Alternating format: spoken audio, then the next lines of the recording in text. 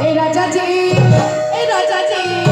हम चाहते हैं ललितेश्वर अंकल 2 मिनट के लिए आप जरा कुर्सी से उठकर हमारे पास आ जाइए। ए राजा जी, ए राजा जी, ए राजा जी, एक और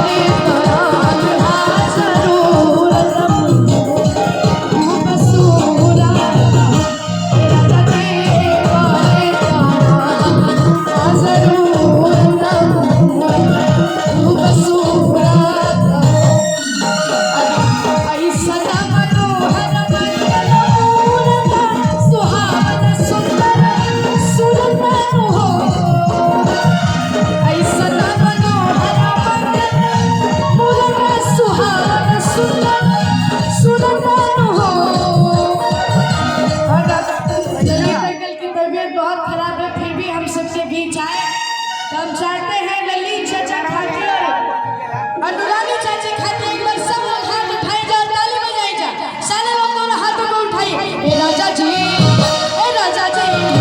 हे राजा जी, एक बार तेरा दुआ जरूर कबूल तू बसूरा। हे राजा जी, एक बार तेरा जरूर कबूल तू बसूरा।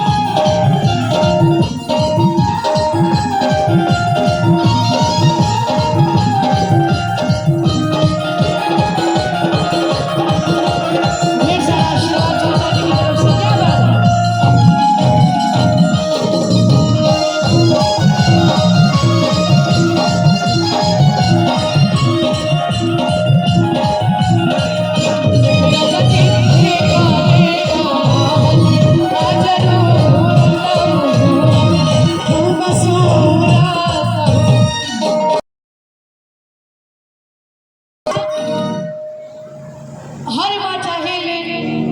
कि उनका बेटा एक बढ़िया पद पे जाए, जैसे कि इंजीनियर बनस, डॉक्टर बनस,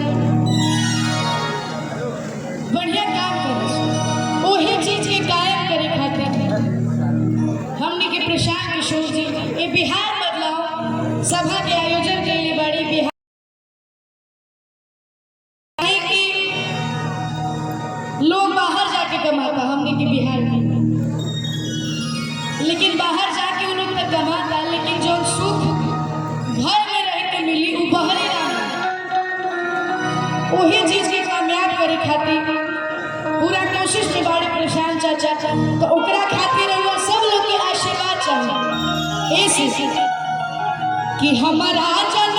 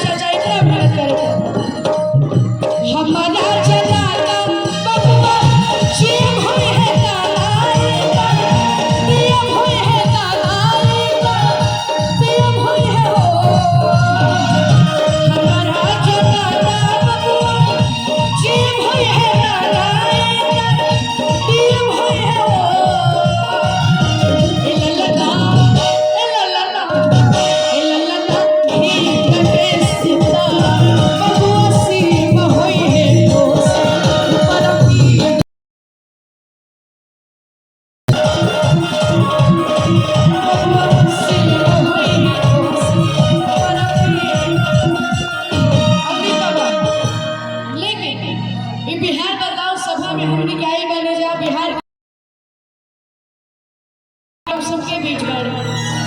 तरवा लोग खाती अरे जिया हो बिहार अरे जिया तू 1000 साल अरे जिया हो तू भोर मनाना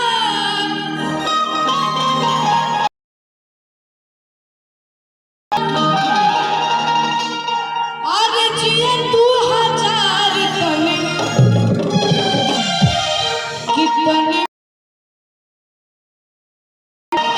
अपनी कही के अपनी बोली कही सबके मन बहलावाए भैया जे अपना लाइफ में कुछ करना चाहता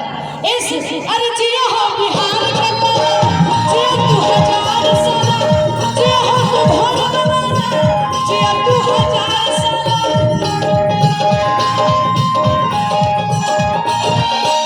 जिया हो बिहार के लाला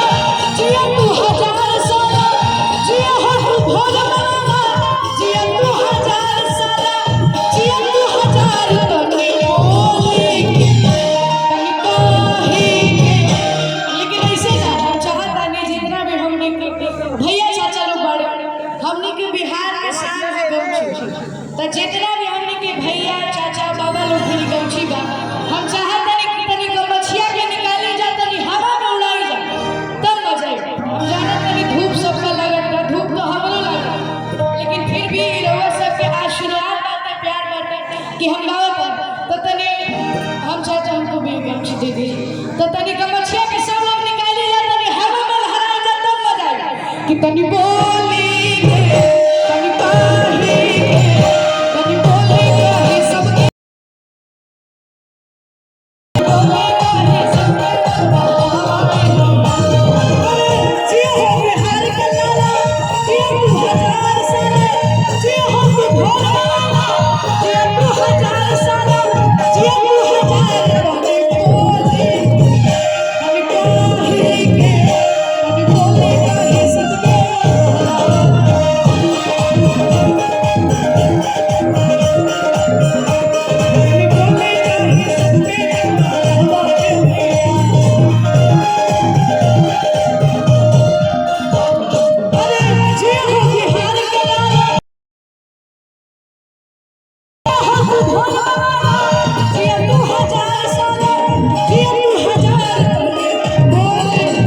Thank you.